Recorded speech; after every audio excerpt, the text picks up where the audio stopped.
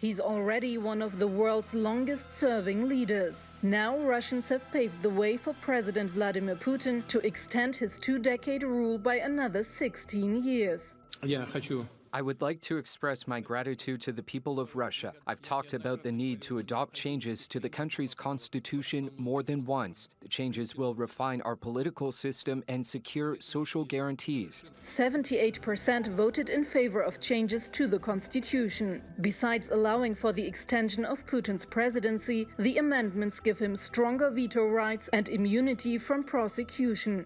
I'm not against Vladimir Putin, but he's unfortunately not forever, and the Constitution will be with us for a long time. So I am a little worried about these amendments.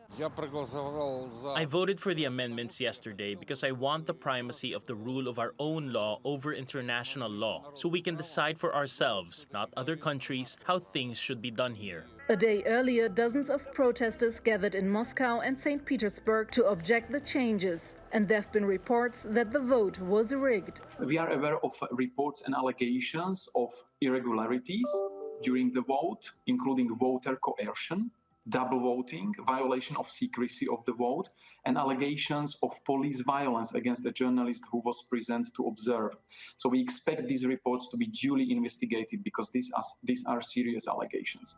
In recent years, dissatisfaction among Russians has been growing faster than the economy. Many are still disappointed about a 2018 pension age hike and frustrated at falling living standards, which have only been made worse by coronavirus lockdowns. The fallout from the pandemic has turned out to be one of the biggest crises of Putin's rule. Former Finance Minister Alexei Kudrin says jobless numbers could more than triple to 8 million this year. Some forecasts go as high as 20 million. Economists expect revenues from oil and gas, which make up nearly 60% of exports, to fall by $165 billion. And the IMF predicts the country's $1.6 trillion economy will shrink 6.6% this year, more than the global average. That's why the government added economic sweeteners to its amendments to ensure a high turnout. They include inflation-adjusted pensions, a fairer minimum wage, and higher taxes for the rich. At around 60%, Vladimir Putin's approval rating is at its lowest level in years. But that's an approval rating many world leaders would die for, and it's proven a robust enough base from which to further empower himself. Sibel Karkus, TRT World. Well, for more on this, Matthew Walker joins us now from London. He's an Associate Director at Risk and Intelligence Consultancy, SRM, and runs the firm's Russia and CIS practice. Welcome to Money Talks, Matthew. Now, obviously, we've heard those allegations that the vote referendum wasn't free and fair.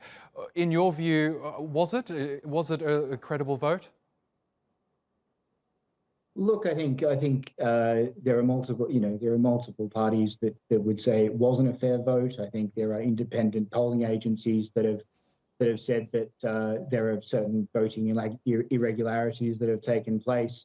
I think it's quite interesting actually, because for the first time, these are the first major constitutional amendments that have taken place since the Constitution was introduced. But there was electronic voting. And there's some talk that electronic voting effectively allowed for votes to be manipulated in a certain way. Look, quite often when it comes to Russian elections or Russians taking part in a poll, there are reports of vote or vote rigging or ballot box stuffing and the like. But I think it's fair to say that the Russian population supported the amendments to the Constitution. Now, as we know, the economy in Russia isn't going so well right now, given the pandemic, but also given the US sanctions that have been leveled against the country. What can we expect from Vladimir Putin in the future when it comes to the economy?